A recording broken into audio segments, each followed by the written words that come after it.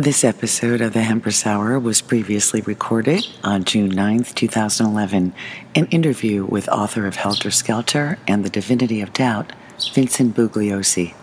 When the Israelites were traveling from Egypt to Canaan, which is the old name for Palestine, they stopped in a town or a place called Kadesh, Kadesh, for 38 years, according to Deuteronomy. And yet archaeologists have dug up, excavated extensively Kadesh, and they found nothing there earlier than the 10th century before Christ. And the 13th century would be 3 centuries earlier, when the Exodus supposedly took place, nothing to support it. Now, I'm not saying that the Exodus never took place. I'm telling you there's some problem with the Bible, but as opposed to atheists who reject it as just a big joke, I don't reject it as a joke. There's a lot of power. There's a lot of consistencies, like God,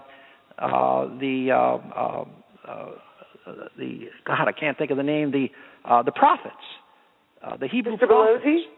They were prophesizing things that came out to be true, of course, in the New Testament. There was a fulfillment. Yes, someone asked me a question.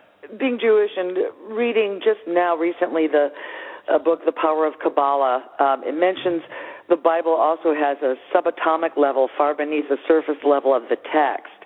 In fact, it goes on to say the principal reason for the hostility between science and religion and why religion has failed to fulfill the desires of all people is that we've been reading the Bible literally.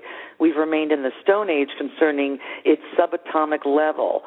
And the subatomic level, according to this book, is called Kaballah. On this level, we learned that the code term Adam and Eve actually pertains to the one vessel. And they describe that, which is itself an infinite conscious force known as the desire to receive. Okay. So I just thought that was an interesting adjunct when you were speaking about Judaism and free will. And I just wondered what your research has shown with Kabbalists and how that relates to... I've heard of that term, absolutely. But basically you're talking about a new Bible. There'd have to be a reprinting, and all these subatomic things you're talking about would have to be stated in a completely different way, and that's way beyond the scope of my book, The Divinity of Doubt. But there may be something there. I have not studied Kaballah. I've heard about it.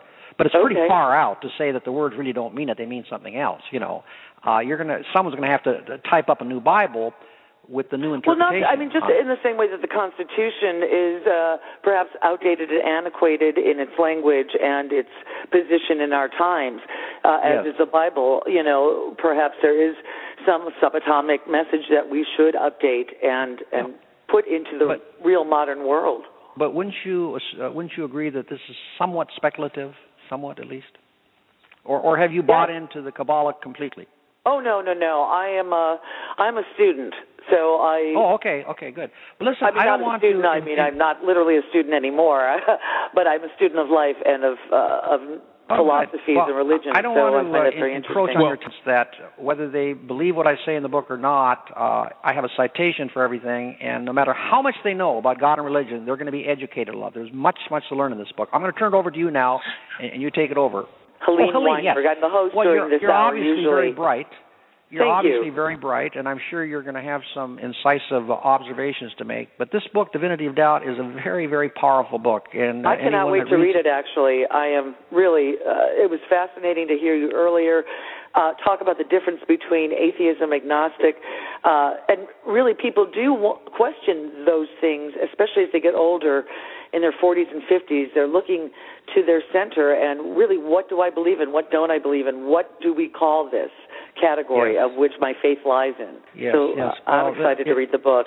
Yes. So the opposite of God is no God, not no religion. But these silly atheists, they just come up with one non sequitur after another. But Helene, I'm eating into your time. Helene, I wish you the very best.